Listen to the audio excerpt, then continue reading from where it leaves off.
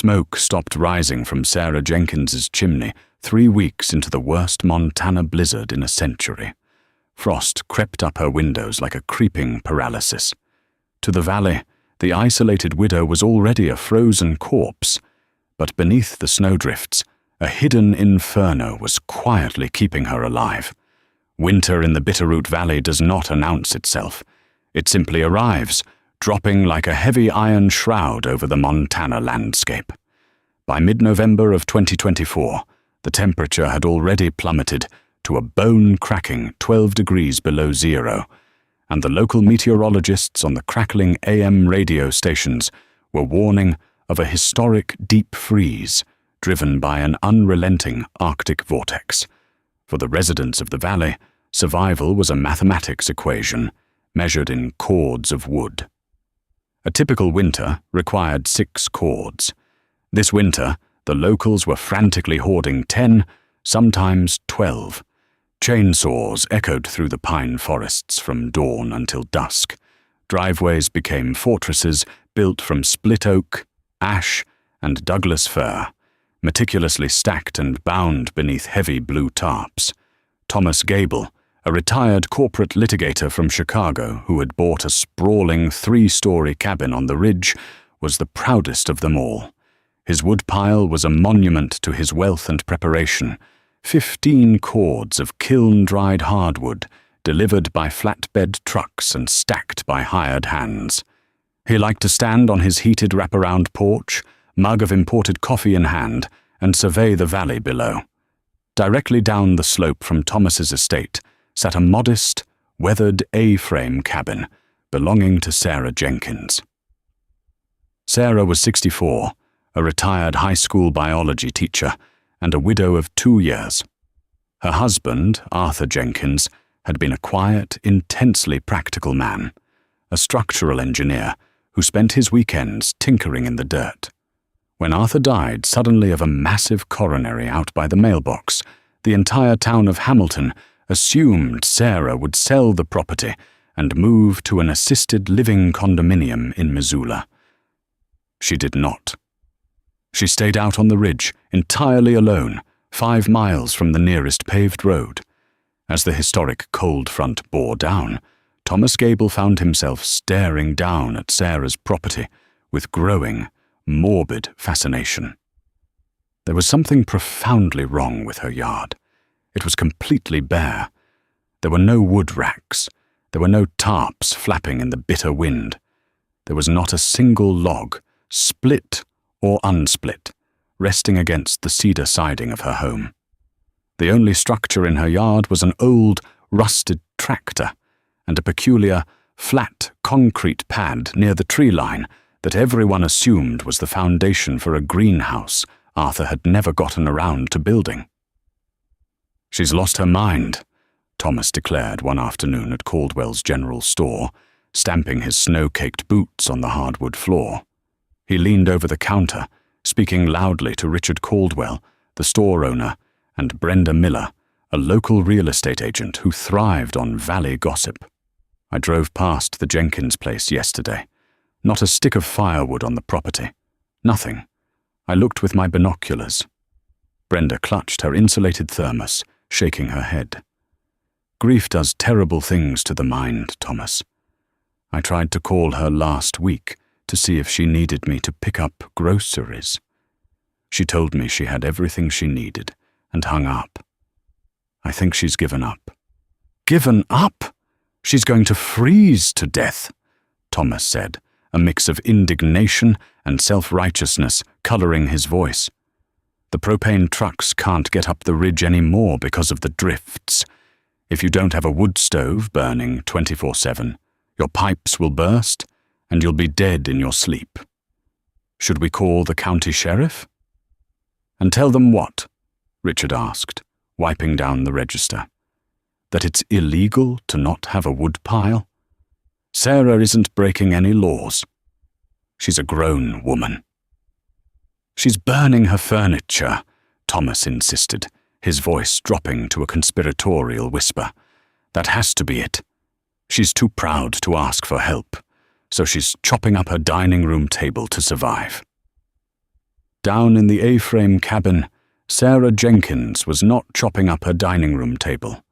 She was sitting in her favorite armchair, reading a worn, paperback copy of a spy thriller, wearing a light cotton sweater and comfortable slacks. The ambient temperature in her living room was a balmy, consistent 72 degrees. She paused her reading, looking out the frost-framed window, just in time to see Thomas Gable's heavy luxury SUV crawling along the distant ridge road, no doubt spying on her again. A small, knowing smile tugged at the corner of her mouth. She reached over to her side table, poured herself another cup of Earl Grey tea from a steaming porcelain teapot, and took a slow sip. Let them talk, she thought. Arthur had always been a man of secrets, a man who believed that true security was invisible. The elements are brutal, Sarah, he used to tell her, his hands calloused and permanently stained with soil. If you fight the winter on the surface, you'll lose. The wind will steal your heat, the snow will rot your wood, and the ice will break your back. You have to go beneath. For the first 5 years they lived in the valley. Sarah hadn't fully understood what Arthur was building out back. He had rented an excavator, digging a massive 12-foot-deep trench behind the cabin, pouring concrete walls that were 2 feet thick. He had spent thousands of dollars on industrial ventilation pipes, heavy-duty moisture barriers, and custom steel hatches. When the neighbors asked, Arthur just smiled and said he was building a root cellar for Sarah's winter squashes. It was the ultimate deception. As the evening light faded, the temperature outside plummeted to -18. The wind began to howl, violently shaking the heavy pines surrounding the property. Sarah closed her book. It was time to feed the beast. She walked past her unlit, purely decorative living room fireplace, stepped into her walk-in pantry, and pulled back a heavy rug. Beneath it was a reinforced steel trapdoor. Unlocking it with a heavy deadbolt, she descended a flight of steep wooden stairs into the earth, leaving the howling Montana blizzard far behind. By the first week of February, the bitter cold transformed into a catastrophic weather event. The National Weather Service dubbed it the Valentine's Day Whiteout. A massive low-pressure system stalled directly over the Bitterroot Mountains, dumping 4 feet of snow in 48 hours, accompanied by sustained winds of 50 miles per hour. The valley was paralyzed. The main power grid, strained by thousands of space heaters and overworked furnaces, failed catastrophically on a Tuesday night. Darkness swallowed the mountains. Suddenly, those massive wood piles the neighbors had so proudly built became matters of life and death. But nature, as it often does, found the flaws in their preparation. The 50-mile-per-hour winds shredded the heavy blue tarps protecting the wood. Blinding, sideways snow drove itself deep into the stacks of split logs. When the snow briefly melted from the ambient heat of the houses and then rapidly refroze, it encased the firewood in thick, impenetrable layers of solid ice. Up on the ridge, Thomas Gable was fighting a losing battle. He stood in his lavish living room, shivering violently in his expensive down parka. The grand stone fireplace, the centerpiece of his home, was sputtering. The wood he had brought inside was wet, hissing and popping as the trapped moisture boiled off, producing thick, acrid smoke, but practically no heat. His breath plumed in the air of his own kitchen.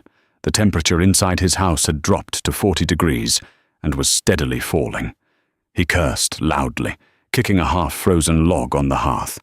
He had 15 cords of wood, and he couldn't get a fire hot enough to boil a pot of water. A mile away, Brenda Miller was in an even worse situation. The pipes in her guest bathroom had burst during the night, sending a torrent of water through her hallway that had instantly turned into a dangerous skating rink. She was huddled under 4 blankets with her golden retriever, weeping out of sheer frustration and fear. By the 3rd morning of the blackout, the storm broke, leaving behind a terrifying absolute silence and a temperature of -28 degrees. Thomas, desperate to get warm and needing to find dry kindling, strapped on a pair of aluminum snowshoes. He planned to hike down to the main road to see if the snowplows had made it through. As he began his slow, agonizing descent down the ridge, his eyes darted toward Sarah Jenkins' property. He stopped dead in his tracks. The A-frame cabin was completely buried.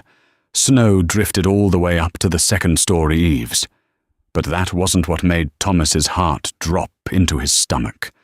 There was no smoke coming from Sarah's chimney. Not a wisp. Not a trace. Against the crystal-clear, freezing blue sky, the chimney stood as cold and dead as a tombstone. A wave of profound guilt washed over Thomas. For months, he had mocked the old widow. He had gossiped about her at the hardware store. He had assumed she was just crazy, burning her furniture. But now, seeing the lifeless chimney in sub-zero temperatures, the harsh reality hit him. A woman in her 60s, entirely alone, with no firewood, during a total grid failure. She wasn't crazy. She was dead. Panic overriding his own freezing extremities, Thomas abandoned his trek to the main road. He turned and began trudging through the chest-high drifts toward Sarah's cabin. The snowshoes kept him from sinking entirely, but the effort was agonizing. His lungs burned with the icy air. Halfway there, he spotted a figure approaching from the opposite direction. It was Richard Caldwell, the store owner, riding a heavily modified tracked snowmobile, dragging a rescue sled behind it. Richard cut the engine as he reached Thomas. "The power company says it'll be 5 days before they get the lines up," Richard shouted over the ringing silence of the frozen valley, his face wrapped in a thick wool balaclava. "I'm checking on the outlying properties. Have you seen Sarah?" "Richard, look," Thomas said, pointing a trembling, gloved finger toward the A-frame. "There's no smoke. There hasn't been any smoke for days, and she had no wood. None." Richard's eyes narrowed behind his ski goggles. "Get on the sled." Thomas awkwardly climbed onto the plastic rescue sled. Richard gunned the snowmobile, plowing violently through the drifts, forcing their way into Sarah's front yard. They parked near the buried porch. The silence around the cabin was absolute, deafening. "Sarah!" Richard yelled, his voice swallowed instantly by the vast expanse of snow. They waded up to the front door. Frost coated the inside of the glass panes. Thomas pounded heavily on the heavy oak door. "Sarah, Mrs. Jenkins, are you in there?" No answer. "We have to break a window," Thomas said, his voice cracking with panic. "She might be hypothermic. She might be unresponsive." "Hold on, don't break the glass yet. You'll let whatever heat is left out," Richard cautioned. "Let's check the back. Maybe we can see into the kitchen." They pushed their way around the side of the cabin, the snow waist-deep. As they rounded the corner toward the backyard, Thomas's snowshoe caught on something hard and metallic, hidden beneath the powder. He pitched forward, face-planting into a freezing drift. Spitting snow, Thomas scrambled to his knees. He looked down at what had tripped him. It was a heavy, industrial steel pipe, about 10 inches in diameter, protruding from the earth like a periscope. Its opening was curved downward to prevent snow from entering, and the metal was completely free of frost. In fact, the snow around the base of the pipe had melted away in a perfect 3-foot circle, exposing the dead winter grass beneath. Thomas took off his glove and reached out, hovering his hand over the mouth of the pipe. "Richard," Thomas whispered, his eyes wide with disbelief. "Feel this." Richard stepped over, taking off his heavy mitten, and placed his hand near the pipe. A steady, powerful stream of warm, incredibly dry air was venting out from the earth. It smelled faintly, very faintly, of perfectly cured burning oak. "What in the world?" Richard muttered. They followed the melted snow trail backward, away from the house and toward the tree line, toward the flat concrete pad that everyone had assumed was a failed greenhouse foundation. As they got closer, they realized it wasn't a foundation at all. The earth had been hollowed out. Set into a heavily reinforced concrete retaining wall built into the side of a small hill was a massive, commercial-grade steel storm door. The snow on the door was entirely melted. The air radiating from the structure was warm. Thomas exchanged a bewildered look with Richard. He stepped up to the heavy steel door, grasped the latch, and pulled. The door swung outward on perfectly greased hinges. Immediately, a blast of hot, dry, 80-degree air hit them in the face, carrying the rich, comforting scent of an aggressively hot fire. They stood at the threshold, staring down into a brightly lit, cavernous underground bunker. It was larger than a two-car garage. The walls were lined with heavy thermal insulation and corrugated steel, and there, stacked with the terrifying precision of a military armory, were easily 20 cords of firewood. But it wasn't just stored wood. The entire underground room was a massive, passive solar and geothermal drying kiln. Heavy-duty dehumidifiers, powered by a humongous off-grid battery bank tucked in the corner, kept the ambient humidity at near zero. The wood was bone-dry, free of ice, snow, and sap. In the center of the subterranean room sat an enormous cast-iron masonry heater, a specialized, high-efficiency European wood stove designed to burn wood so completely and at such extreme temperatures that it produced almost no visible smoke, only heat and a faint heat shimmer. The stove was currently roaring, radiating an immense, comforting warmth that was being channeled through insulated ductwork straight into the basement of Sarah's cabin above. "Close the door. You're letting the draft in," a sharp voice echoed from the back of the bunker. Thomas and Richard jumped. Emerging from behind a perfectly organized stack of cherrywood was Sarah Jenkins. She was wearing a light denim shirt, gardening gloves, and carrying a small canvas tote bag filled with kindling. She looked perfectly healthy, impeccably warm, and highly annoyed. "Sarah," Thomas choked out, his teeth still chattering from his own freezing house. We thought you were dead. You didn't have any wood in your yard." Sarah walked up the concrete steps, pausing a few feet below the two freezing men. She looked at Thomas's blue lips and shivering frame, then at Richard's snow-covered gear.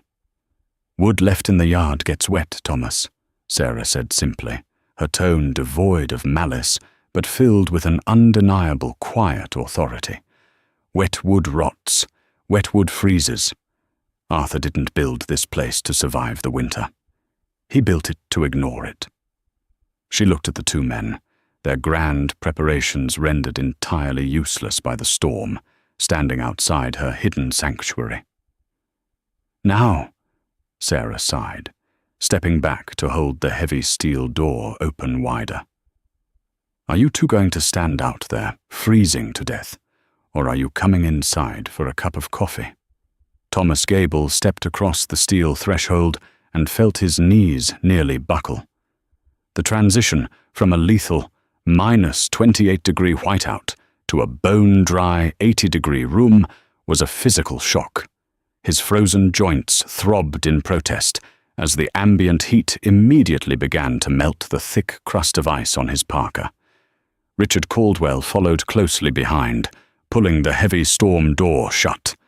The click of the steel latch sealing them inside cut off the howling wind entirely, leaving only the low, powerful roar of the draft pulling through the massive masonry heater in the center of the room. Sarah Jenkins didn't gloat. She simply pointed to a wooden bench near the battery bank. "Take your boots off before the snow melts completely, or you'll be walking around in wet socks all day. Hang your coats on those iron hooks by the dehumidifier." Thomas fumbled with his frozen laces, his fingers stiff and clumsy. He looked around the underground shed, his previous arrogance entirely replaced by a profound, humbling awe. The space was an engineering marvel. The walls were lined with thick, reflective vapor barriers, ensuring the Earth's natural dampness never penetrated the room. A massive, off-grid lithium battery array sat quietly in the corner, wired to a row of solar panels that Arthur had cleverly disguised as the roof of the old tractor shed above ground. The batteries powered heavy-duty fans that circulated the hot air from the stove through a labyrinth of insulated ductwork, pushing it directly up into the floorboards of the A-frame cabin. But the masterpiece was the wood itself. While Thomas's 15 cords of expensive hardwood were currently entombed in impenetrable ice up on the ridge, Sarah's logs were stacked in pristine, breathable rows. The constant dry heat of the room baked the moisture out of the wood long before it ever touched a flame. When Sarah tossed a small piece of split cherry into the firebox, it ignited instantly, burning with a furious, clean intensity that produced almost zero smoke, hence the dead, lifeless chimney above. Arthur called it his thermal battery, Sarah said quietly, handing Thomas and Richard each a steaming mug of black coffee poured from a percolator resting on the edge of the stove. He knew that burning wet, freezing wood was a losing battle. You spend half your energy just boiling the water out of the log before it can give you any heat. So, he built this kiln. We bring the wood down here in September. By January, it burns like paper. Thomas gripped the mug, letting the ceramic burn his numb palms. He stared at his boots, unable to meet Sarah's eyes. Sarah, I owe you a massive apology. I saw your empty yard. I told everyone at the store you were losing your mind. I told them you were burning your furniture. Sarah took a sip of her tea, her expression unreadable.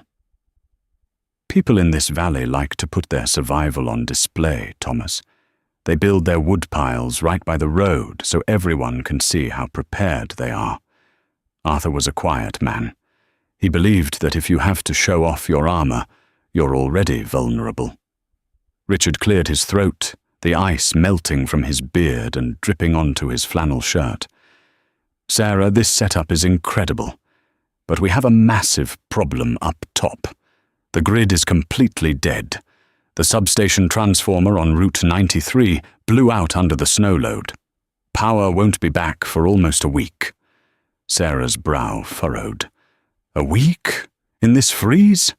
Yes, Richard said, his voice dropping into a grim register.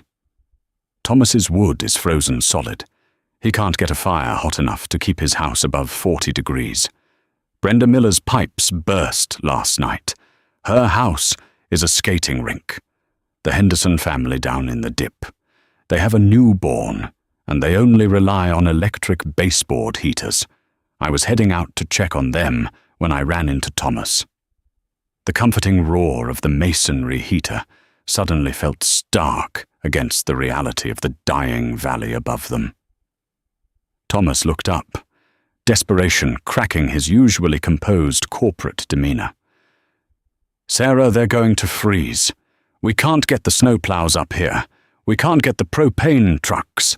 The helicopters can't fly in this wind. People are going to die in their living rooms. Sarah looked at the walls of perfectly dry, stacked wood. She looked at the massive iron stove, capable of heating a space 3 times the size of her cabin. She was a widow who valued her privacy, who had tolerated the whispers and gossip of her neighbors with silent dignity. She had every right to lock the steel door and ride out the storm in peace. She set her teacup down on the workbench. Richard, Sarah said, her voice turning crisp and authoritative, the voice of a veteran high school teacher taking charge of a chaotic classroom. How much weight can that tracked snowmobile of yours pull? With the rescue sled? Maybe 400 pounds, Richard replied, standing up straighter. Good. Thomas, your hands are thawing. Put your boots back on. There are heavy wool blankets in the storage trunk behind you, Sarah commanded, already moving toward the back of the bunker to gather medical supplies. Richard, you go get Brenda first.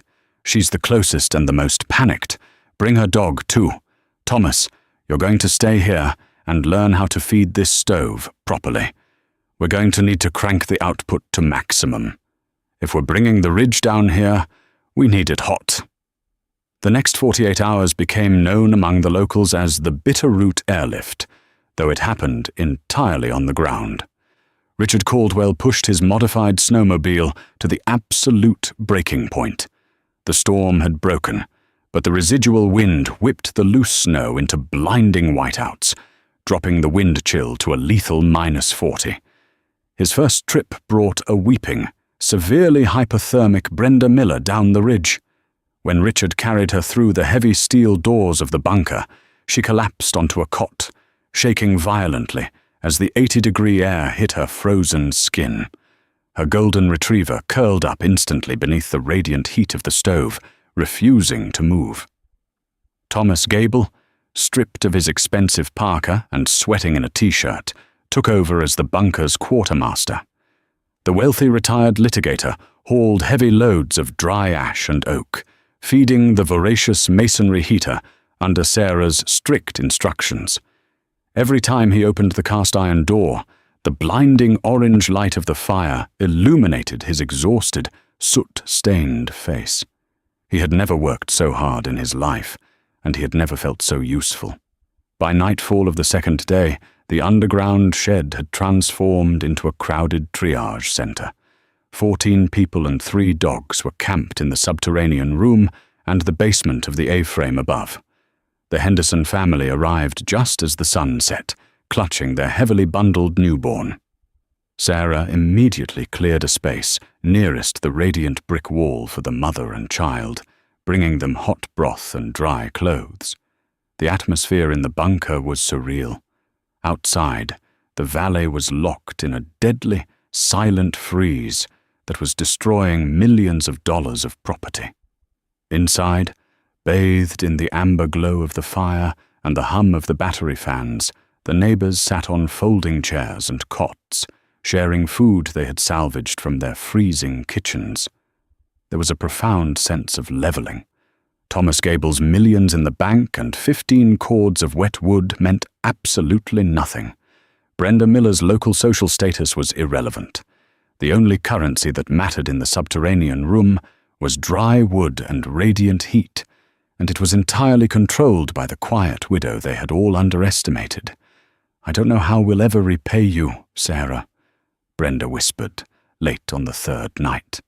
The bunker was quiet, save for the rhythmic breathing of sleeping neighbors and the steady draw of the fire. Brenda was wrapped in a quilt, holding a cup of hot water. "I was so awful. I gossiped about you. I thought you had just given up on life after Arthur passed."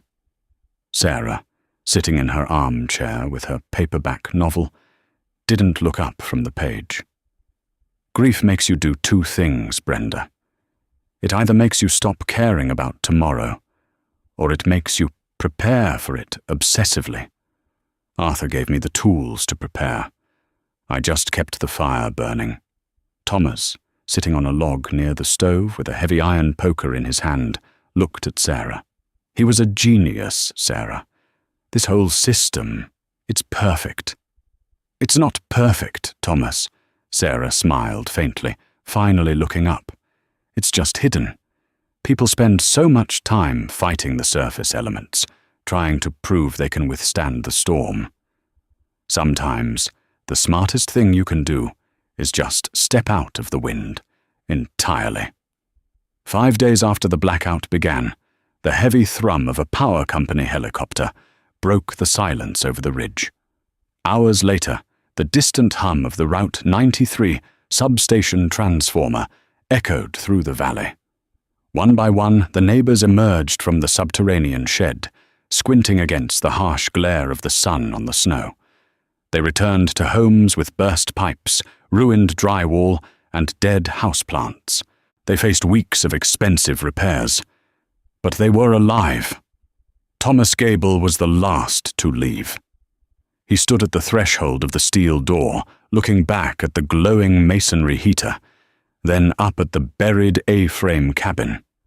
He turned to Sarah, extending a soot-stained, calloused hand. "I'm burning those blue tarps when I get home," Thomas said, with a tired, genuine smile. "And next summer, I'm renting an excavator." Sarah shook his hand firmly. "Make sure you dig beneath the frost line, Thomas, and remember to cure the oak for at least a year." The Valentine's Day. Whiteout forever changed the Bitterroot Ridge. The massive tarpaulin-covered wood piles that once symbolized wealth and preparedness were recognized for what they truly were: vulnerable monuments to human ego. True resilience, as Arthur Jenkins knew, wasn't about fighting the mountain storms on the surface. It was about quietly digging deep, keeping your powder dry, and building a hidden fire strong enough to save your neighbors.